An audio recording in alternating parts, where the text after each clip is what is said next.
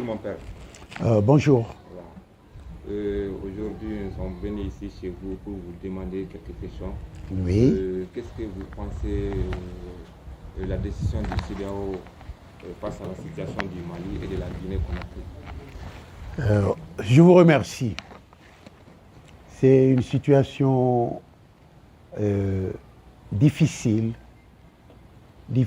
en ce sens que c'est des pays, et quand on parle de pays, on parle de citoyens, d'hommes, de femmes, d'enfants, de vieux, de jeunes. Alors lorsque leur sort est perçu à travers un regard restreint qui tombe dans le juridisme de façon désespérée et exaspérée, un juridisme de mauvaise aloi qui n'est même pas de bon ton, on est sidéré. On a presque comme envie de rire. Mais on ne rit pas parce qu'on est dans la formule de Marivaux. Je me dépêche de rire de tout avant d'être obligé d'en pleurer. Est-ce qu'on peut rire de la situation du Mali et de la Guinée? Parce que peut-être on va pleurer après. Pleurer de l'incompréhension et pleurer d'avoir été victime du jugement de la CEDEAO. Quand j'étais à l'école de la magistrature, il y avait une sorte d'épithète qu'on prête à Anatole France qui disait « Juger, c'est ne pas comprendre, car si l'on comprend, on ne juge pas, mais on accepte. On accepte quoi? D'aller vers des solutions. » Mais le jugement fige l'incompréhension et dit un tel a raison, un tel a tort. Et la CEDEAO, qui à mon sens est une institution responsable, ne devrait pas tomber dans les travers des jugements banals des situations qui prévalent dans nos pays en Guinée et au Mali. Pour aller droit à votre question, je vais dire que il faut que l'on s'entende sur cette CEDEAO-là, que l'on s'entende sur la démocratie. Pour moi, la démocratie n'a jamais été une peau de chagrin qui se serait rétrécie à la seule question électorale. Vous et moi, pour qu'on aille voter, quel est le préalable?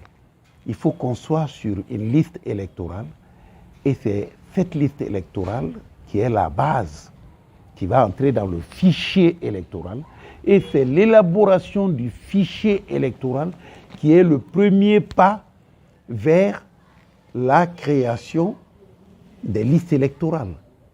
Et donc, quoi c'est l'élection? C'est l'exercice d'un droit de vote, non? Pour exercer un droit, encore faudrait-il en avoir la qualité.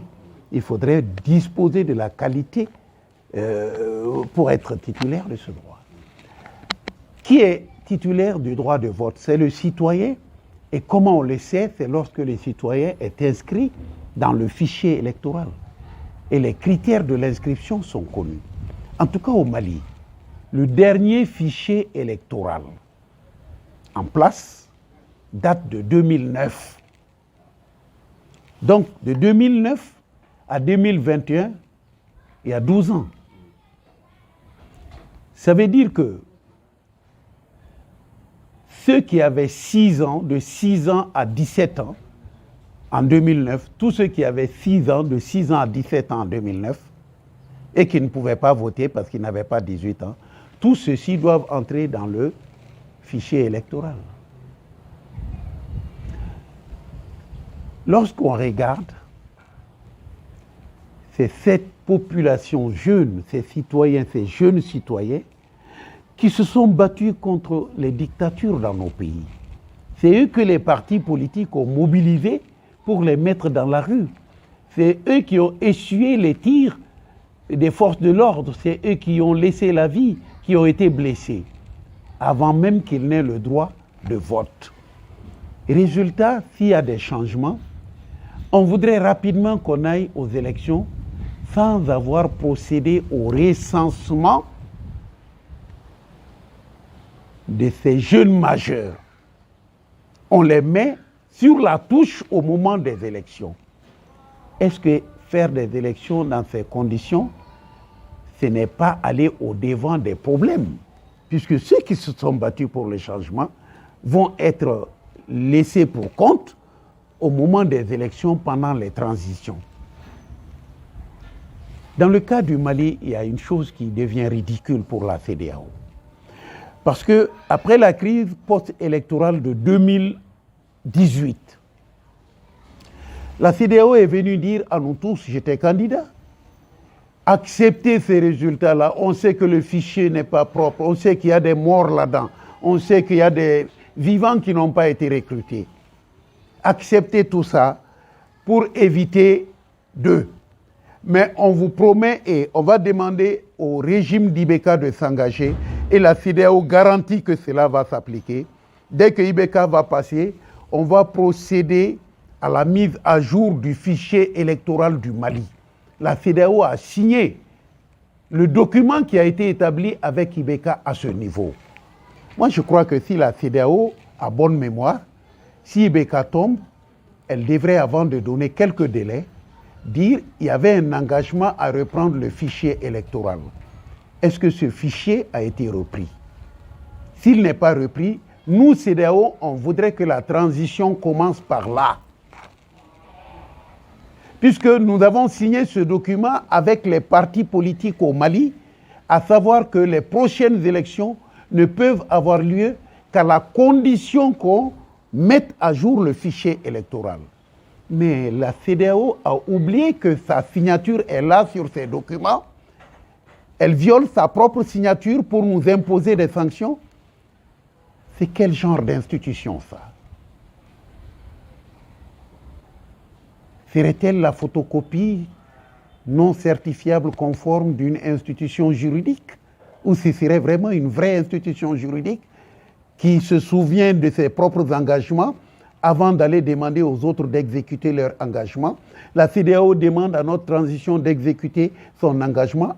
La CEDEAO, dont l'engagement était préalable, elle devrait d'abord faire son engagement pour que la junte tienne son engagement ici. Mais la CEDEAO, pourquoi elle ne le fait pas? Moi, ce qui m'épate, c'est que nos hommes politiques ont la mémoire courte. Pourquoi ils ne disent pas ça à la CEDEAO? Moi, franchement, je croyais qu'on allait m'associer à toutes ces démarches-là.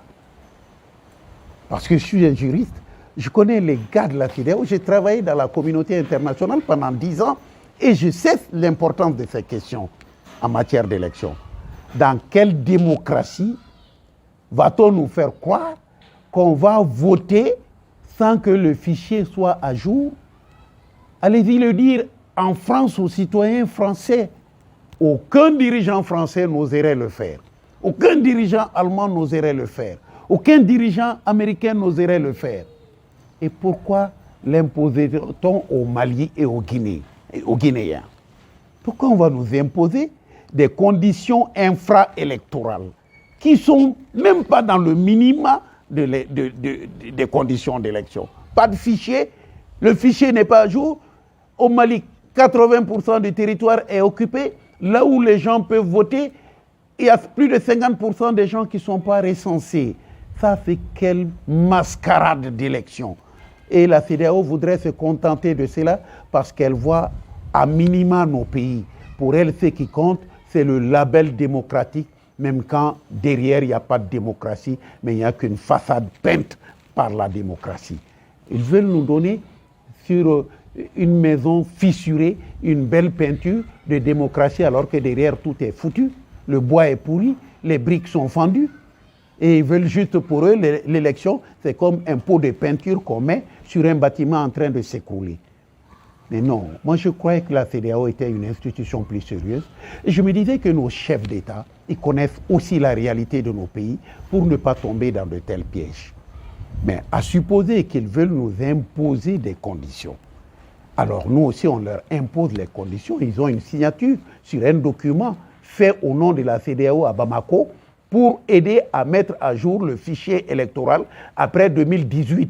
C'est là où ils nous ont dit, si vous acceptez les conditions des élections de IBK en 2018, nous aussi on s'engage à ce que le fichier électoral soit mis à jour. Qu'est-ce que la CEDEAO a fait de cela, de son engagement? Elle l'a mangé avec son pain lors du petit déjeuner du matin. Ça m'inquiète que l'Afrique soit entre des mains comme ça. Moi, je m'excuse. Hein. Il faut qu'on parle sérieusement. C'est pourquoi je dis, avec tous ces outils-là, mais le Mali n'a qu'à saisir la Cour africaine de justice contre la CEDEAO pour avoir violé son engagement de nous aider à faire le fichier électoral. Et en ne nous aidant pas à faire le fichier électoral, elle contribue à la faute qu'elle veut imposer à notre pays en disant tenez les élections dans les délais alors qu'elle avait l'obligation à ce que le fichier soit à jour. C'est parce que le fichier n'est pas à jour qu'on ne peut pas faire les élections. Donc si on ne peut pas faire les élections, elle est malvenue à nous sanctionner en droit. On va dire ça à n'importe quel juge de la Cour africaine de justice, il va dire à ses administrateurs, pas à la CEDEAO, mais aux mauvais administrateurs de la CEDEAO, arrêtez un peu votre simagrée et votre théâtre. Voilà, c'est ça la réalité. Mais papa, Voilà. les autorités de la transition savent que les fichiers ne sont pas à jour. Pourquoi ils ont dit qu'ils vont faire les... Bon, moi je dis, écoutez, vous savez, lorsqu'on dit coup d'État, c'est l'irruption sur la scène politique des gens qui ne sont pas des politiques. Ces jeunes-là, moi, ils ne sont pas politiques, nous le savons tous. Ce que je déplore, c'est qu'une partie de l'opinion publique malienne les a soutenus les premiers mois. Et c'est avec eux qu'ils parlaient. C'était avec eux qu'ils auraient dû tracer cette voie-là. Ils ne l'ont pas fait. Le M5 est venu. Le M5 aussi aurait dû. Mais moi, franchement, j'ai essayé et je n'ai pas compris qu'ayant pris part à la lutte du M5, à tous les débats politiques, intellectuels et juridiques du M5, le M5 soit venu et qu'on a essayé d'avoir ce type de dialogue. Enfin, l'actuel Premier ministre ne l'a pas favorisé. Moi, je m'excuse de le dire. Franchement, je n'ai pas reçu un seul coup de fil, une seule invitation à m'asseoir à quoi que ce soit après qu'il soit venu aux affaires. Alors que j'avais dit publiquement à tout le monde, moi, que quelle que soit la personne, si c'est le M5 qui le met à la tête des affaires, je suis disposé à l'aider. Au-delà de ça, j'ai passé plusieurs coups de fil. Lui, il m'a appelé, il ne m'a pas eu. La seconde d'après, je l'ai appelé 5 fois. Il m'a appelé le temps que j'ouvre mon téléphone pour répondre à l'appel, ça a coupé. Je l'ai appelé 5 fois. Ça n'a pas marché, il n'a pas pris. Je lui ai laissé un message écrit. Une deuxième fois, pareillement. Et j'ai laissé un message vocal pour lui dire je souhaite qu'on se voie et qu'on discute. Donc c'était pour lui apporter ça. Ce n'est pas des questions de place. Toutes les places étaient données au gouvernement depuis des mois. Je ne venais pas pour ça, moi. Je venais pour apporter ma petite réflexion. Parce qu'en ce moment, qu'est-ce que moi j'aurais fait si j'avais été à sa place? Je te jure, j'aurais engagé le recensement des Maliens pour voir qui a le droit de voter, qui n'a pas le droit de voter. J'aurais engagé tous les travaux liés à la confection du fichier électoral. Et j'aurais demandé l'expertise de la CEDEAO. Venez nous aider. Ils auraient compris combien ce travail ne peut pas être bâclé et être fait en des laps de temps imaginaires. Et une fois le délai arrivé, j'aurais produit le résultat de ce travail. Je n'ai pas fini, mais voilà, je suis en train, je me prépare à élire, mais à faire une bonne élection, pas une élection bâclée. Vous croyez que vous déposez ça sur la table des experts de la CEDEAO? Moi, j'ai appartenu à la communauté internationale. Même entre eux, des gens vont dire, attendez, on ne peut pas leur dire de faire des élections sans fichier électoral. Et si on veut les contraindre, qu'ils nous dénoncent, tout le monde va nous insulter. Aucune démocratie ne peut aller au vote sans fichier électoral. Et il n'y en a pas dans nos pays. Et on veut nous forcer quand même à faire des élections.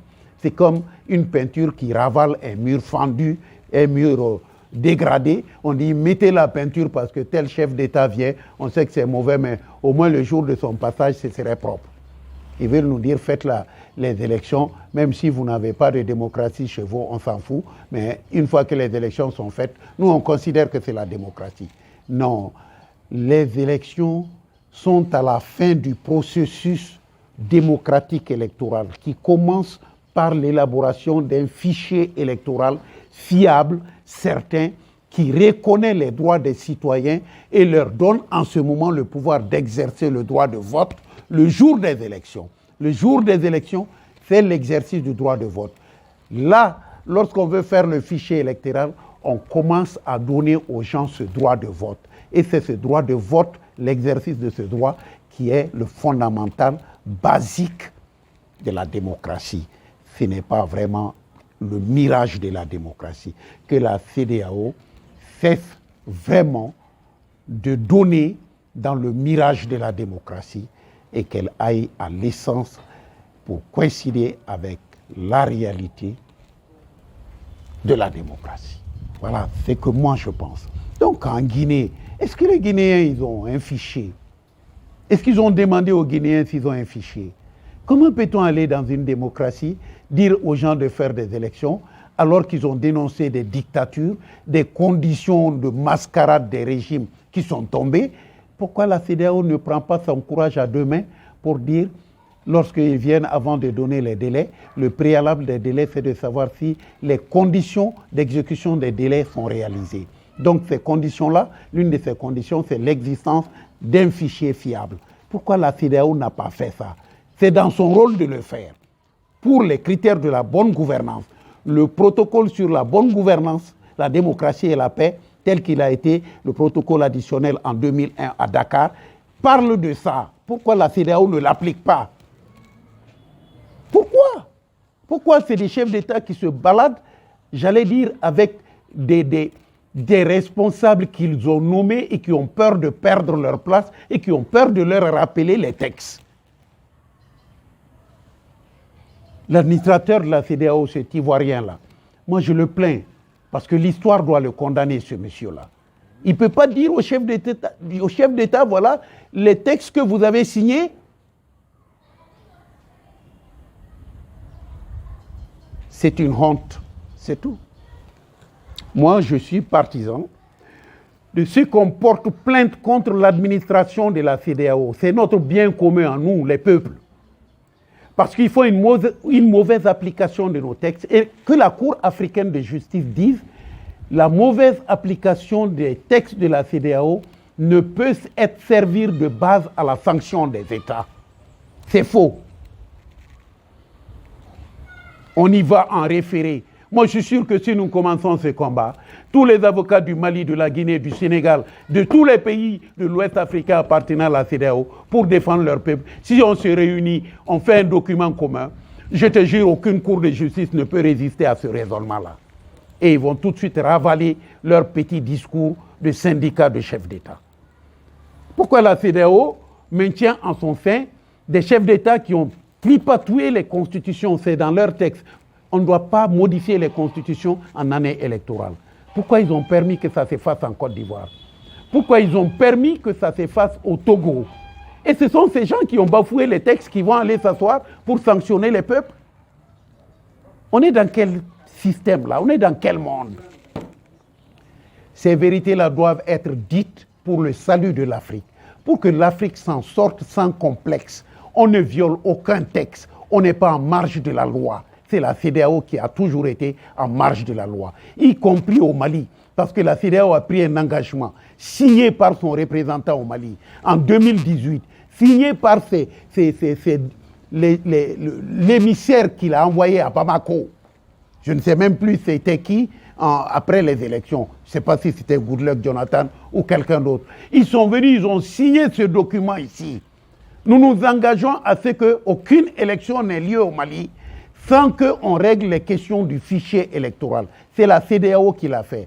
Commençons par demander à la CEDEAO, est-ce qu'elle a tenu son engagement? Voilà, moi j'ai fini avec. Voilà le raisonnement que je tiens. Merci.